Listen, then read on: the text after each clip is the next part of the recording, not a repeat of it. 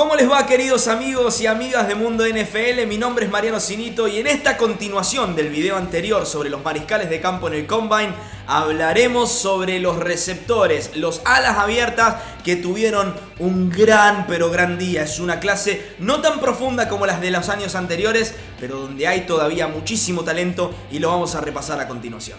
El primer jugador del que vamos a hablar es Jaxon Smith-Njigba, el receptor de la Universidad de Ohio State, un receptor que puede ser receptor número 1, receptor número 2, pero lo más importante, puede ser una estrella desde el slot. Es un rol cada vez más importante en la NFL y es una virtud poder ser el receptor número 1 de una ofensiva operando desde el slot. Eso obviamente complica muchísimo el trabajo de las defensas. Jaxon Smith-Njigba hoy, si bien hizo un buen trabajo con las aptitudes físicas, en especial con el ejercicio de 3 conos donde tuvo la mejor marca de toda la clase, se vio sus manos como virtud, se vio también su árbol desarrollado a la hora de correr rutas. Realmente Ohio State se ha transformado en una universidad que desarrolla muy bien a sus receptores y Jaxon Smith-Njigba parece seguir en ese molde que hemos visto en el pasado de Terry McLaurin, también el molde que hemos visto ahora con Garrett Wilson, receptores que si bien pueden tener el físico como para tener éxito en la NFL,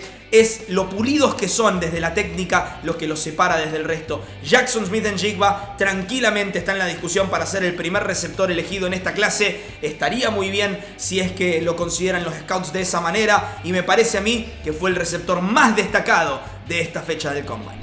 El segundo receptor del que vamos a hablar el día de hoy es Quentin Johnston. Mi receptor favorito de la clase, honestamente, es el ala abierta de la Universidad de TCU. Antes habíamos hablado de él en el video de los quarterbacks cuando mencionábamos a Max Duggan y cómo el game plan a veces era lanzar el ovoide en el aire y esperar a que Quentin Johnston haga una jugada. Y si ustedes miran el tape, es un jugador imponente físicamente, que quizás no es el más veloz de la clase, pero tiene la velocidad necesaria como para conseguir separación. No corrió la carrera de 40 yardas en el Combine. ¿Por qué? Porque prefiere guardar su físico para su Pro Day y hacerlo delante de los scouts. Me parece a mí una decisión acertada si no se sentía tan confiado en su físico en este momento. Y lo más importante es que Quentin Johnston sí demostró sus manos y su habilidad para saltar. Es un chico muy maduro, que sabe ser un líder en el vestuario, que sabe ser la figura focal de una ofensiva, y eso es muy importante para aquellos que estén buscando un receptor número 1,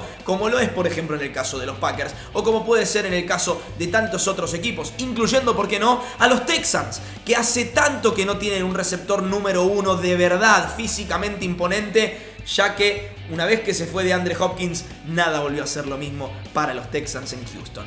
Me parece a mí que Quentin Johnston tiene que estar considerado también como uno de los mejores 5 receptores de esta clase y definitivamente saldrá en la primera parte de la primera ronda. El siguiente receptor del que vamos a hablar es Jordan Addison, el ala abierta de la Universidad de USC. Díganme que estoy loco, díganme que estoy exagerando, pero yo veo un pequeño Deebo Samuel en él. Es un receptor que lo puede hacer realmente todo, que juega con cierto nivel de violencia, en el buen sentido de la palabra, y que testeó muy bien hoy en el Combine, aún con una pequeña molestia en el sector lumbar que él aclaró a los scouts antes de los ejercicios, porque es preferible guardarse físicamente y demostrar todas tus capacidades en el Pro Day que intentar hacer todo pero no al 100% y no dejar una buena impresión en el Combine. Corrió muy rápido, 4 segundos, 49, son números verdaderamente de elite para un receptor de su tamaño y que se sabe que no es imponente físicamente quizás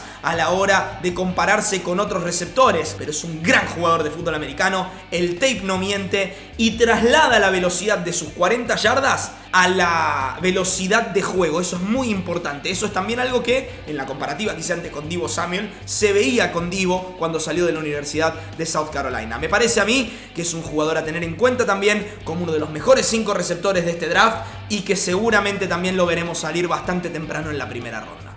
El siguiente receptor del que vamos a hablar es uno de mis favoritos de la clase. Definitivamente está en la contienda para salir en la primera ronda, aunque no quizás al nivel de Jaxon Smith-Njigba, Quentin Johnston o Jordan Addison. Me refiero a Zay Flowers, el receptor de la Universidad de Boston College, alguien que mide menos de 6 pies, quizás esté un poco limitado por su tamaño a ciertos roles en una ofensiva, pero que una vez que lo dejan salir en velocidad, realmente no hay defensivo que pueda mantenerle el paso a paso.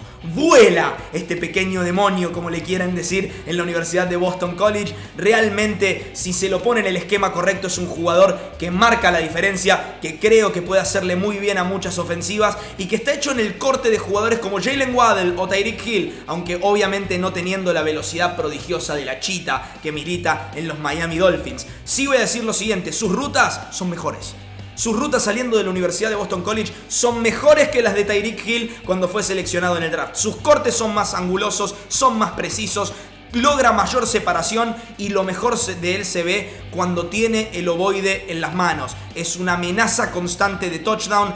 Si bien es pequeño, es escurridizo, es muy rápido y salta bastante alto. Para alguien de menos de 6 pies, saltar 35 pulgadas es un muy buen número. Zay Flowers definitivamente para mí saldrá en la primera ronda, aunque quizás en la segunda parte de la primera ronda, y le hará muy bien a una de las franquicias que tenga quizás el lujo de darse un gustito y seleccionar otro playmaker para una ofensiva que ya esté establecida. El último ala abierta del que vamos a hablar en este video es Jalin Hyatt, el ala abierta de la Universidad de Tennessee, que tuvo que esperar su momento para ser una estrella en la ofensiva de los Volunteers este año. Cedric Tillman estuvo aislado de la ofensiva tras una lesión y Jalin Hyatt es ahí donde pasó a tener un rol dominante tras que Hendon Hooker empezó a confiar en él en situaciones de profundidad. Es un receptor de mucha velocidad, no quizás un físico muy imponente, aunque sí mide 6 pies y es algo importante en el marco de un jugador de su estilo. Me hace acordar su forma de juego a Sky Moore o a Marquez Valdes-Scantling, ambos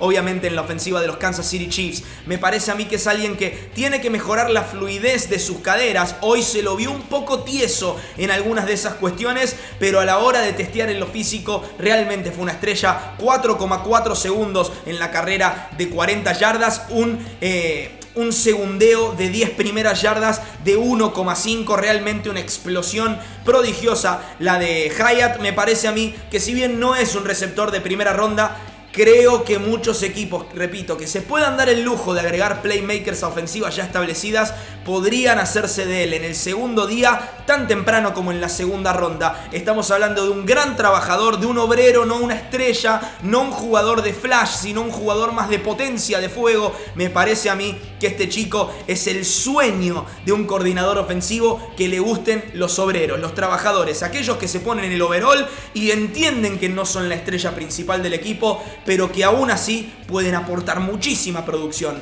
Hyatt, uno de mis jugadores favoritos en este draft. Vamos a seguir con ustedes en el próximo video cuando hablemos de las alas cerradas, una clase excepcional la de este año, que podría ver extrañamente a varios en sus posiciones llegar en la primera ronda.